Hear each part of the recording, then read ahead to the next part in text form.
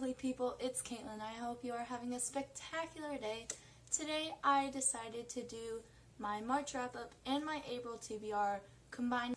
First book I read this March was Heartless by Marissa Meyer.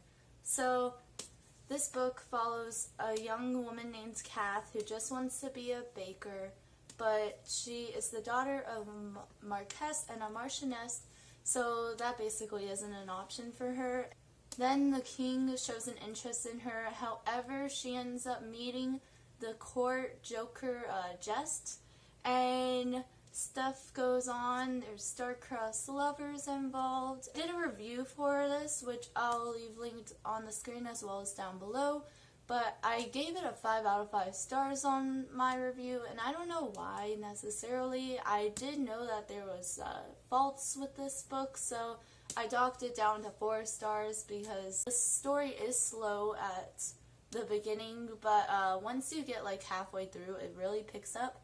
And I definitely recommend the audiobook because Rebecca Soler gives the characters like such personality. I really enjoyed it. It was really interesting because like this is a Queen of Hearts origin story, so you know that Catherine is going to turn out to be this mean and cruel Queen of Hearts that we all know today from Alice in Wonderland, but we don't know how she got there, and just seeing her transform from this sweet and innocent and naive young woman into a cruel Queen of Hearts, it's amazing seeing it because you don't expect it to happen, since it's all like, how can this nice girl turn into someone that cruel? Next I read The Female of the Species by Minnie McGinnis. So this book follows 3 seniors in high school, and they all live in a really, really small town, so they all know each other. Alex is our main character, and her sister was raped and murdered when she was a freshman in high school, so she's like learned self-defense and stuff like that, and knows how to kill people, and that is not a spoiler. It is in the synopsis as well as the first line in the book. She's just so strong, and PK stands for Preacher's Kid because, you know, she's the Preacher's Kid, but she doesn't let that define her. She cusses, she drinks alcohol, there's like all this other stuff. Seeing Alex's and PK's friendship grow throughout this book was so amazing to watch. I loved it, and how Alex was so kind at times, but she was also like a badass, and I think it was really cool seeing PK like see these totally different sides of Alex. Jack is your typical, he's super smart, he's super talented, and he gets all the girls, and I did not like him at all. He does change throughout this book, but I think it was kind of like weird. I just didn't like it. I didn't like the romance in here. I thought it was way too cheesy. But other than that, I really enjoyed this book. There is a trigger warning for rape, sex, drugs, and cussing. So if any of those are trigger warnings for you, then I would not read this book. But other than that, I would definitely read it. I gave it like a 4 or 4.5 out of 5 stars, something like that. Next I read The Hate You Give by Angie Thomas. So this book follows a 16-year-old girl named Star who lives in a black ghetto community, but she is attending a rich, almost all-white private school. She has these 2 completely different sides of her that we see. We see like the well-civilized girl that she presents while at school because she doesn't want to come off as ghetto, while at home you get to see like her slang come out, and just her mannerisms are really different when she's at home, so you get to see these 2 completely different sides of her, which I found really interesting. This book starts out with her seeing her best friend get shot, and she is the only witness, so she has to deal with the consequences of that, and whether or not she will speak up for him because she doesn't want her school life and her home / like neighborhood life clashing. We see her insecurities, her strengths. It was just such a powerful read. I love the social media aspect that this book had, and a whole bunch of other stuff that's so prevalent with today's society. This book was inspired by the Black Lives Matter movement, which I thought was really cool. And I did a review for this, so if you want to see it, I'll have it linked on the screen as well as down below. I gave this a 5 out of 5 stars. Next I read By Your Side by Casey West. So this was definitely a shocker. I did not expect it to go as deep as it did. I just expected a cute contemporary. I did not expect it to be like that amazing and great of a story. It definitely is so much better than her other books, I think. I've read 2 of her other books, and I think this one, it definitely blows those 2 out of the water. It has mental illness in it because there's a character who has anxiety. This book follows a teenager named Autumn who gets left by her friends and ends up getting stuck in a library for a weekend. And she thinks she's alone. However, there is this guy from school named Dax who's like a loner and like mystery boy who is with her in the library. And we get to see them in their time in the library along with afterwards and just how it all comes together. But definitely check it out. I think it's so cute of a romance, but also has so much more depth than that, and it was definitely great. I gave it 5 out of 5 stars. Okay, so moving on to my April TBR. First, I want to read A List of Cages by Robin Rowe. So all I know about this book basically is that it's a senior named Adam who has ADHD. He has to bring a freshman named Julian to the psychiatrist's office. He finds out that the boy used to be his foster brother. This book is all about friendship, and it has a mental illness in it. And I think it's supposed to be really good. I've heard like nothing but great reviews, and I really want to get into it. Next, I want to read The Novice by Taryn Matheru. So I read this last year, and I want to read it again in order to read the second book because the third book is coming out in May.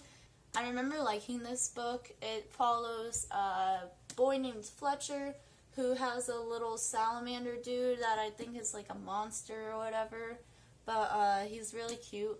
And people describe this book as Harry Potter and Lord of the Rings and Pokemon all combined because they have these like little monsters that follow them around, and they have like magic powers, and there's like a boarding school and stuff like that.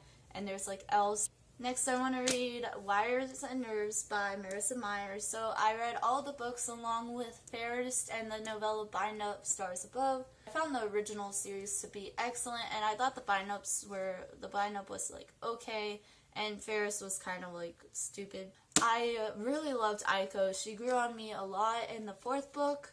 I listened to this on audiobook also. It's the same narrator who does Heartless. And I just really enjoyed listening to these characters and knowing their story. I think they're one of the best squads out there because they're so wonderful, and I just enjoyed it a lot. It's a graphic novel, so there's a whole bunch of pictures, and I really like the art style. Oh, and I want to understand why it's the same underneath the dust jacket as it is like the regular dust jacket. It's cool, but it's really annoying me. I don't know why. I'm sorry, I can't describe it, but it's really annoying me. I'm really excited to get into this. It sounds really good. Next, I want to read City of Bones by Cassandra Clare. So I've never read any book by Cassandra Clare before. I was planning on reading the Infernal Devices, and if I enjoyed that, then I would go into the Mortal Instruments series. There is some readathon going on with Brie and Bookland, which I'll leave her video links down below for you guys to watch if you're interested. But basically they're reading 1 book per month of the Mortal Instruments series, and April is City of Bones. So I decided why not read it, because like then I'll maybe be able to like converse with more people than I would normally be able to.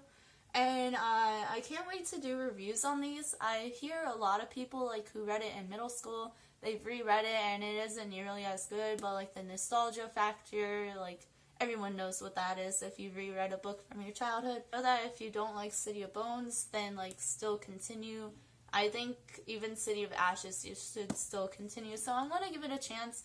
As you can see, I don't own it, so I'm going to read this along with the Readathon. So I am participating in Tome Topple, which is starting April 6th, I'm pretty sure. And it is a 2-week readathon where you read tomes or 500 pages or more books. I will leave Sam from Thoughts on Tomes video down below explaining this round. First, I'm going to read The Robber Bride by Margaret Atwood. So I read The Handmaid's Tale by Margaret Atwood back in January, and it became an instant favorite. It was so wonderful and like thought-provoking. And I know literally nothing. I read the synopsis before I bought this on Book Outlet, and it sounded really interesting. But yeah, I'm super interested to see like what this book is about.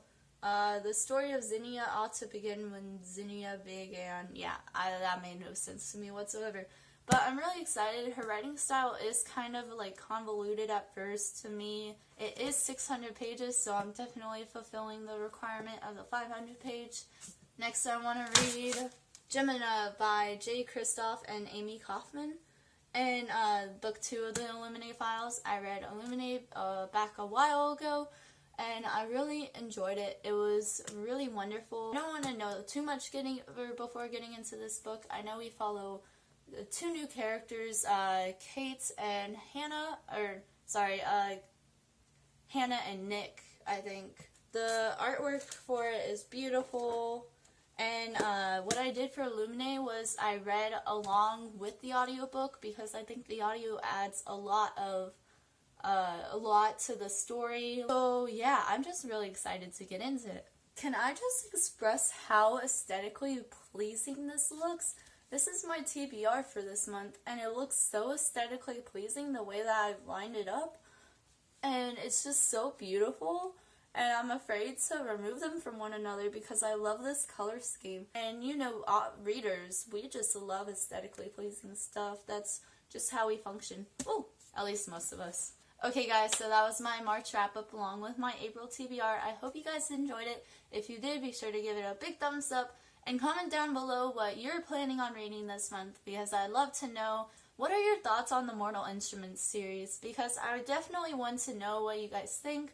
I hear mixed things from people. Be sure to subscribe if you want to be notified for when I post new bookish videos. Thank you guys for watching, and I'll see you guys next time. Bye!